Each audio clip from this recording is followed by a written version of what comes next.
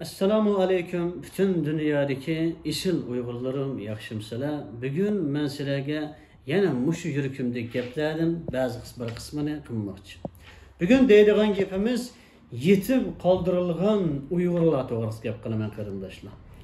Yaqinda ko'rdinglar Abdulhamid Uygur hayoti vatanda Xitoyninki turmusida o'tgan bo'lsa, chet eldimi mana bu şehirde münafıklarının çekiştirişi bilen hem türmüde öttü hem kimlik alınmadı. Ahırı şu hayat boyu için bir yandan Xitayga bir yandan münafıklar şiir yazışar kılık. Aşılağa boğan nefretini, aşılağa boğan jürüküdeki vicdanını, imanını şiir arkalık ifade eşar kılık. Ahırda bolsa zehirlenip öldü karındaşlar. Ama Abdulhamid Uygur to'g'risida o'tganda gap qilgan bo'lsa-mu, ba'zi gap qilmay qolgan yerimni bugun so'zlayman qarindoshlar. Ulab ketishdan burun ham yetim qoldirildi. Abdulhamid Uygur yolg'iz jigani qoldi. Chunki Abdulhamid Uygur bilan ko'pincha Uyg'urlar nima uchun bilmaganmadi? Chunki uning qarshisida İstanbul'daki ve Zeytinburnu'ndaki bazı sözlü davaçı, dernek başlıkları, münafıkları toxtamay onun bilan qarşılaşqachqa manga düşman bo'lib qolmasin. Mening Abdulhamid Uygurda kimlikim iftal bo'lib ketib qolmasin. Mening vatandoshligim chiqmay qolmasin deb Allohdan emas, aşı munofiqlardan qo'rqqanlik uchun bichora Abdulhamid Uygur yetim qoldirildi qarindoshlar. Endi bu yerda Abdulhamid Uygurni qaytadan so'zlashimdagi sabab Abdulhamid Uygurga o'xshash yetim kaldırılgan Uygurlar bugün az emas qarindoshlar. Mening bugün demoqchi bo'lgan asli muhim so'zim nima? Dünyanın narsida bo'lsanglar bo'ladi.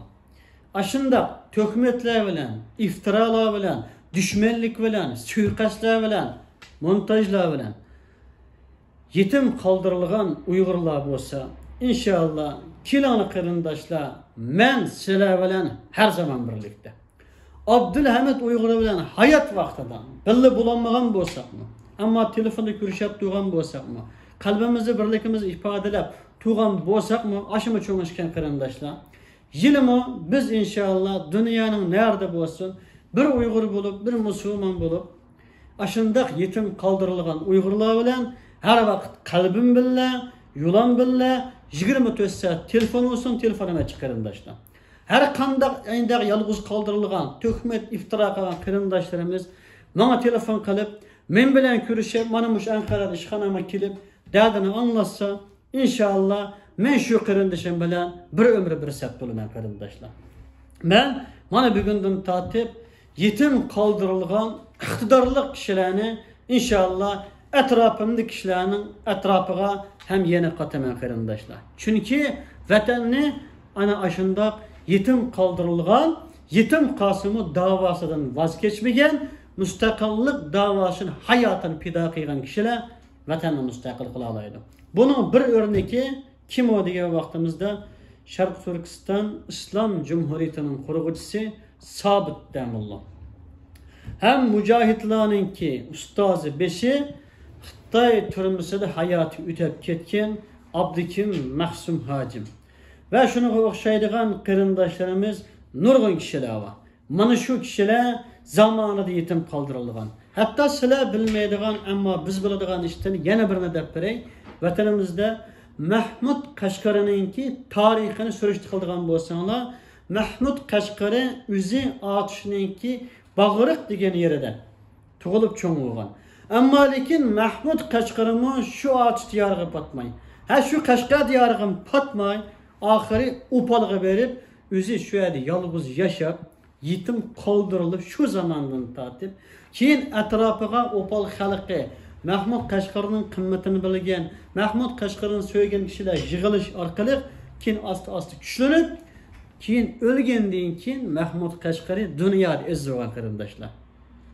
Mana bugun biz Turk tillar divaniga o'xshaydigan şu kitaplarni bütün dünya, bütün Türkiye milletler dünyanın xazinesi qilib saqlayatıdı, hem bunu okup bundan foydalanatıdı. Dünyanınki xaritasini sızgan, tunji bo'lib, Yaponiyanın xaritasini sızgan, O'rta Osiyoning ve bizning tuproqlarning xaritasini sızgan, şu kadar bir qimmatlik bo'lgan bir ajdodimizmi aynı vakitte yetim kaldırılgan.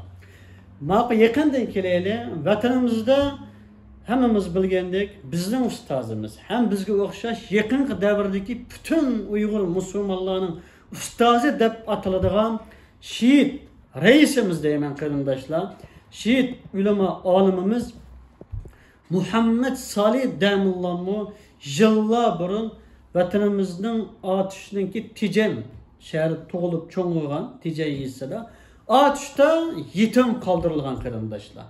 Muhammed Salih Demullamı tecavüzü Xitayının münafıkları nurgulluğun töhmetlerini kılıç arkalı hatta ki bu töhmet iftiralığa özünün suyumlik ayalı olan adam mı? Ömürlük hamray olan ayalını işinip gidip Muhammed Salih Demullam'ı taşlap getiren kırındaşlar.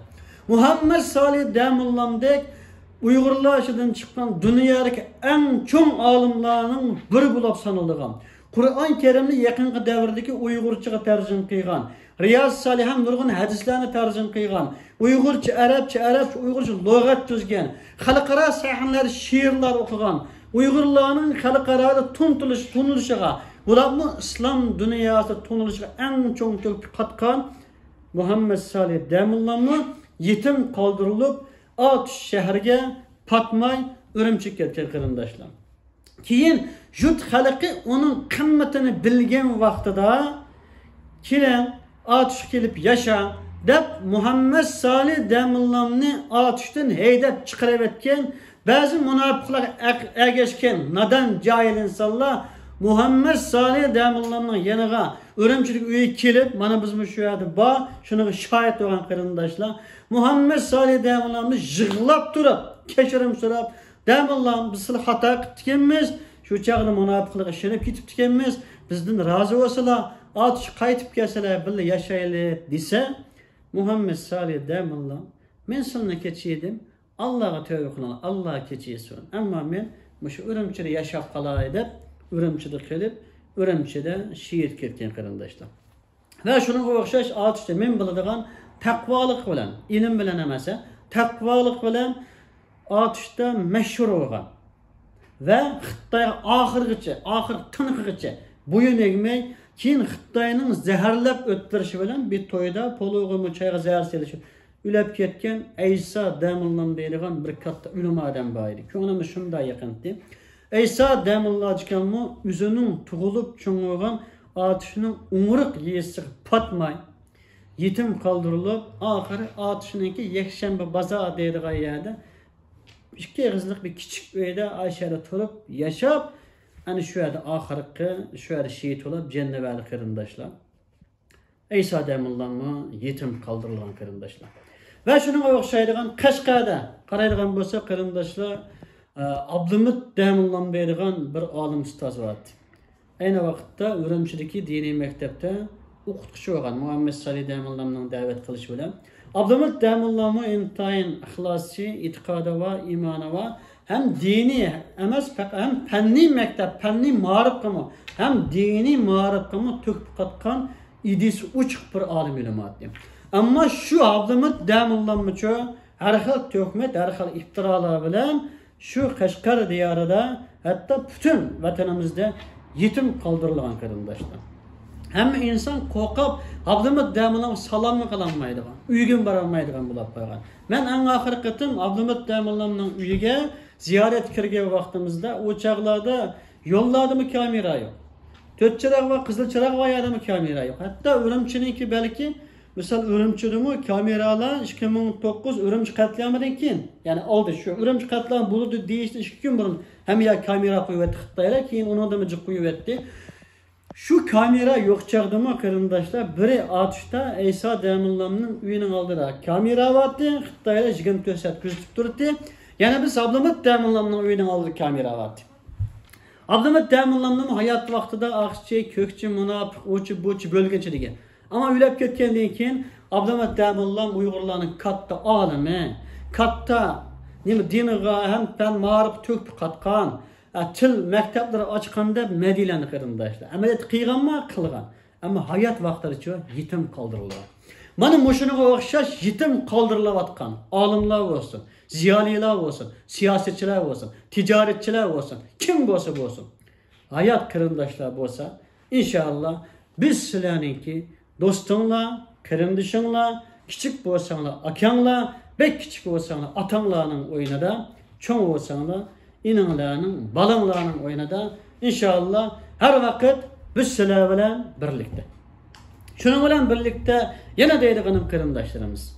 Bütün dünyanın nerede olsak bulaydı. Qandaliki bir Uyg'ur bo'lsa, qanda derdimiz bo'lsa, dard aytolmaydigan, dard aytqadik adam topolmagan bo'lsak, paranglashqadik adam topolmagan bo'lsak, chunki hammamizningki urug' tuqqanlari, do'st yorarlari vatanda qolib qoldi. Chet elda turibmi, hatto ba'zi tuqqanni izlamaydi. Ba'zi tuqqanlar birisi boy, birisi kambag'al bo'lsa, bir-birini izlamaydigan ishlar bor. Birisi dindar, birisi taqvo, birisi laqqa bo'lgach, bir-birini izlashmaydigan urug' tuqqanlar bor. Hatto ba'zi do'stlar bor, ayni vaqtda birga boy o'ynab cho'ng bo'lgan, keyin birisi boy bo'ldi, biz kambag'allar bir-birini izlashmayotganlar bor. Ko'nglim shunday yerim bo'ldi. Ba'zilar bor jamiyatda yetim qoldirilib izlashmayotganlar bor. Mana mush shaklda yetim qolgan, yolg'iz qolgan, sirdosh yo'q qarindoshlar bo'lsa, Alloh xolasa, men shuninga do'st bo'laman, sirdosh bo'laman, qarindosh bo'laman qarindoshlar. İnşallah üzerlerine herkes ve yalnız deb oylamanglar. Allah her vakit biz bilan birlikte bir insan, bir qarindoshlar sifatimiz bilan men her vakit sizlarniki sirdishinglar, qarindishinglar bulashqa tayyor qarindoshlar. Endi keldik chet eldagi ba'zi ishlarga. Tajovuzchi Xitoylar mushu Uyg'urlarning ichidagi iqtidorli kishilarni, Abdukim Maqsum hojimmi vatanga amaliy ish qilamiz deb bir haftadan suiqasd bilan zaharlanib o'tgan qarindoshlar. İstanbul'daki burunqi ma'rif darligining asli qo'rg'uvchisi, asli lideri, asli beshi. Bu adam hattoki shu mayli mujohidlar, mayli normal siyosiyonlar, mayli dindarlar, mayli bu nima deymiz, demokratchilar, mayli millatchilar, mayli ummatchilar hammasini bir tutaligan birdan bir lider edi.